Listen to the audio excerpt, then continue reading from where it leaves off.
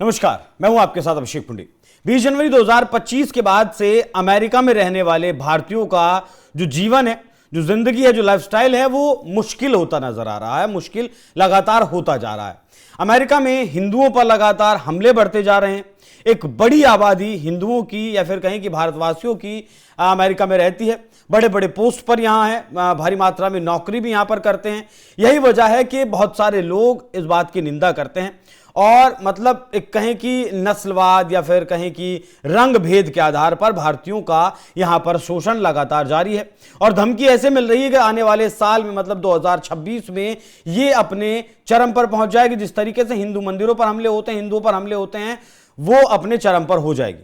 दरअसल अमेरिका के एक पत्रकार हैं, उन्होंने ये धमकी दी है कि जितने भी भारतीय अमेरिका में रहते हैं उन सभी को डिपोर्ट कर दिया जाना चाहिए। हालांकि पहली बार नहीं है, उन्होंने इससे पहले कई बार इस तरीके के बयान दिए हैं, इस तरीके के सोशल मीडिया पोस्ट किए हैं जिसमें वो भारतीयों के खिलाफ लिखते हुए नजर आए हैं। इसी वजह से 2 बार उन्हें अपनी नौकरी भी गंवानी पड़ी है। तो क्या ये विवाद है, इस पर बात करेंगे। साथ ही बात करेंगे कितने भारतीय अमेरिका में रहते हैं, साथ ही बात करेंगे कि अमेरिका की जीडीपी में कितना वो योगदान देते हैं, और आखिर में बात करेंगे कि अगर ऐसा होता है, जिस तरीके से ट्रंप की नीति है कि जितने भी अवैध प्रवासी हैं उन्हें अमेरिका से बाहर निकाल दिया जाए, उसमें अगर ऐसा फैसला कोई लिया जाता है भारतवासियों को बाहर निकालने का, तब अमेरिका पर क्या कुछ असर पड़ेगा। यहां पर जो है नफरत फिलहाल बहुत ज्यादा चरम पर है। 2026 में अपने चरम पर पहुंच जाएगी ये नफरत, और भारतीय मूल के लोग, उनके घर, व्यवसाय और मंदिर बड़े पैमाने पर हिंसा का शिकार होंगे। भारतीय अमेरिकियों की जान बचाने और देश में सौहार्द बनाए रखने के लिए सभी को भारत वापस भेज दिया जाना चाहिए। ये जो पत्रकार हैं उनका कहना है। हर भारतीय को डिपोर्ट कर देना चाहिए। इनका नाम फार्नी है। उन्होंने दावा किया है कि ये हमले श्वेत समुदाय नहीं बल्कि अफ्रीकी, अमेरिकी, हिस्पैनिक अमेरिकी और पाकिस्तानी मूल के लोगों द्वारा किए जाएंगे। उन्होंने आरोप लगाया कि मीडिया ऐसे घृणित अपराधों को दबाने की कोशिश करेगा। इसका सिर्फ एक ही समाधान है, हर भारतीय को निर्वासित कर दो। आपको बता दें कि फार्नी लंबे समय से अमेरिका में प्रवासियों के विरोधी रहे हैं और अमूमन भारत विरोधी टिप्पणियां करते रहते हैं। उन्हें पहले भी भारतीयों के खिलाफ बयान देने के लिए नौकरी से निकाला जा चुका है, और ये जहां से नौकरी से निकाला गया है ये पूरी तरीके से कहें कि दक्षिणपंथी संस्थान था, वो भी इनके बयान को मतलब मैनेज नहीं कर पाया। फार्नी ने हाल ही में भारतीय अमेरिकी समुदाय द्वारा नहीं बल्कि उन्होंने ये आरोप लगाया कि समाधान सिर्फ यही है कि भारतवासियों को यहां से निकाल दिया जाना चाहिए। अमेरिकी नागरिक कृति पटेल गोयल पर भी इन्होंने आपत्तिजनक टिप्पणी की थी, जिन्हें ई कॉमर्स प्लेटफॉर्म इट्से की सीईओ नियुक्त किया गया था। उन्होंने कहा था कि एक और अयोग्य भारतीय ने अमेरिकी कंपनी संभाल ली, और मैं गारंटी देता हूं कि उसका पहला कदम हर अमेरिकी को निकालकर उनकी जगह भारतीयों को लाना होगा। हर भारतीय को डिपोर्ट किया जाए। Centre for the study of organised hate के शोधकर्ताओं के द्वारा यह बताया गया कि पिछले 1 साल में एक्स पर मतलब ट्विटर पर भारत विरोधी टिप्पणियां बहुत ज्यादा बढ़ी हैं।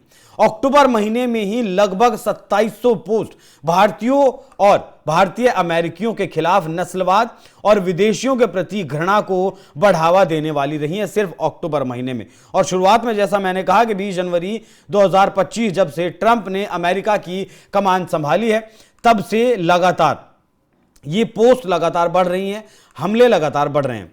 अगर ये पत्रकार फार्नी के बैकग्राउंड की अगर बात करें तो ये अमेरिकी स्तंभकार हैं, लेखक हैं और पत्रकार हैं। लंबे समय से प्रवासियों के विरोधी रहे हैं, खासकर H1B वीजा पर जो भारतीय जाते हैं उनके खिलाफ ये लगातार पोस्ट करते रहे हैं। हाल ही में अमेरिकी संस्थान द ब्लेज से निकाले गए क्योंकि उनके भारतीय विरोधी जो ट्वीट थे वो बेहद ही चिंताजनक थे। हाल ही की एक पोस्ट में भारतीय अमेरिकी सीईओ पर इन्होंने जो टिप्पणी की थी वो उस पर इन्होंने कहा था डिपोर्ट एवरी इंडियन भी इन्होंने कहा था। बाकी अगर नफरत के बैकग्राउंड की अगर बात करें तो ट्रंप के राष्ट्रपति बनने के बाद भारतीयों के खिलाफ बयानबाजी तेज हुई है, और इनके और ट्वीट्स की अगर बात करें तो उसमें ये लिखते हैं कि भारतीयों को अमेरिका में प्रवेश से मना किया जा रहा है, उनके वीजा में देरी हो रही है और अस्वीकार किए जा रहे हैं। मुझे फिर से वो मिला जो मैंने किया, मतलब जिसके लिए मैंने वोट दिया है, सीधे सीधे इस बात का श्रेय ट्रंप को दे रहे हैं। हर भारतीय को डिपोर्ट करो, अक्सर ये बात अपने हर ट्वीट में वो लिखते हैं। एक और ट्वीट में कहते हैं कि तुम कभी असली अमेरिकी नहीं बनोगे, तुम्हारे पास कोई सिविल वॉर वेटरन पूर्वज नहीं है, तुम्हारे पास पास्टर जिम बॉब के बाइबल चर्च में सदस्यता नहीं है, तुम्हारे पास सोशल रजिस्टर में एंट्री नहीं है, तुम एक भारतीय आदमी हो जो इन सिल्डम और मार्क्सवाद द्वारा फाउंडर्स की पूर्णता की क्रूड मॉकरी में बदल दिया गया है। यहां फिर वो लिखते हैं कि सभी भारतीयों को बाहर करो। अब भारतीयों की अगर अमेरिका में बात करें तो लगभग 5.4 मिलियन भारतीय, लगभग 54 लाख भारतीय अमेरिका में रहते हैं। इनमें से इमिग्रेंट्स हैं और कुछ वहीं पर पैदा हुए लोग भी हैं। लगभग 29 लाख से ज्यादा भारतीय वहां इमिग्रेंट्स के तौर पर रह रहे हैं।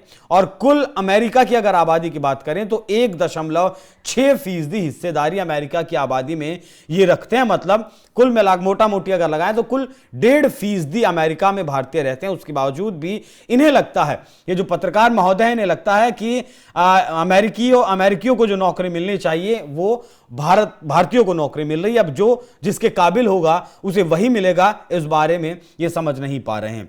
भारतीयों का कितना वर्चस्व अमेरिका में है उस बारे में अगर खोजते हैं तो पता चलता है कि फॉर्च्यून 500 जो कंपनियां, मतलब जो बड़ी 500 कंपनियां हैं, उसमें से अकेले भारत के 11 से लेकर 2100 भारतीय मूल के सीईओ हैं। जैसे सत्य नडेला, माइक्रोसॉफ्ट, सुंदर पिचाई हैं, अरविंद कृष्णा हैं, और अभी एक की हमने बात करी। कुल जो S&P हैं उनमें 500 में से एशियन सीईओ की अगर बात करें तो अकेले भारत के 55%, मतलब भारतीय मूल के जो सीईओज हैं S&P के, उसमें अकेले भारतीय मूल के 55% सीईओज हैं। बाकी अगर बात करें तो लगभग 30 लाख भारतीय इमिग्रेंट्स अमेरिका में नौकरी करते हैं, जिनमें से ज्यादातर मतलब कामकाजी हैं। बहुत सारे H1B वीजा पर गए हुए हैं। लगभग 3 लाख भारतीय H1B वीजा पर काम वहां पर कर रहे हैं। मुख्य रूप से जो टेक्नोलॉजी का सेक्टर है, हेल्थ केयर का सेक्टर है और जो फाइनेंस का सेक्टर है, मुख्यतः ये भारतीय वहां काम करते हैं। कुल मिलाकर अमेरिका में 41% नेचुरलाइज नागरिक, लगभग 20 से 25 लाख लोग ऐसे हैं जिनके पास भारत की, माफ कीजिएगा, अमेरिका की नागरिकता है। बाकी इमिग्रेंट्स हैं या फिर अवैध तौर पर जो गए हुए हैं वो गए हैं। कुल संख्या 52 लाख है, जिसमें से लगभग 20 से 25 लाख अमेरिका में ही जन्मे हुए हैं। बाकी अवैध तरीके से रह रहे भारतीयों की अगर बात करें तो जो अनडॉक्यूमेंटेड भारतीय इमिग्रेंट्स हैं, ये मैक्सिकन और दूसरे समूह की तरफ से या फिर कहें कि दूसरे बॉर्डर से यहां पर घुसे हैं। इनकी संख्या लगभग 7.5 लाख बताई जाती है। 2025 में 3155 से ज्यादा लोगों को भारत में डिपोर्ट भी किया गया है।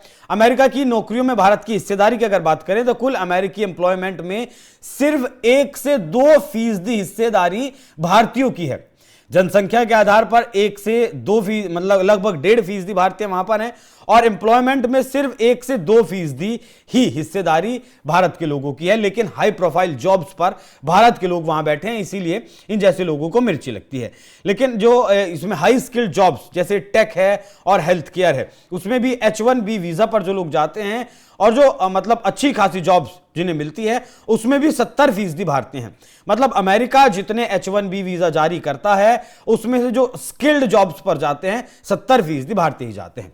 2025 में टैक्स जॉब्स में भारतीयों की हिस्सेदारी बढ़ी है, लेकिन कुल जॉब्स में सिर्फ सीमित है, 1 से 2% की ही इसमें हिस्सेदारी है। बाकी अगर टैक्स की बात करें तो जो इमिग्रेंट्स या फिर जो मतलब जन्मे ही अमेरिका में है, 5 से 6% हिस्सेदारी वो अमेरिका के टैक्स में रखते हैं। मतलब अमेरिका को जितना टैक्स मिलता है उसमें से अकेले भारतीय 5 से 6% देते हैं। 250 से 300 बिलियन डॉलर हर साल ये देते हैं। बाकी इमिग्रेंट्स भी लगभग 1.5 से 2 मिलियन डॉलर का यहां पर टैक्स देते हैं। बाकी अगर बात करें अमेरिका के लिए कितने जरूरी हैं, तो भारतीय इमिग्रेंट्स हाई एजुकेटेड है, ज्यादातर अच्छी जॉब्स पर हैं।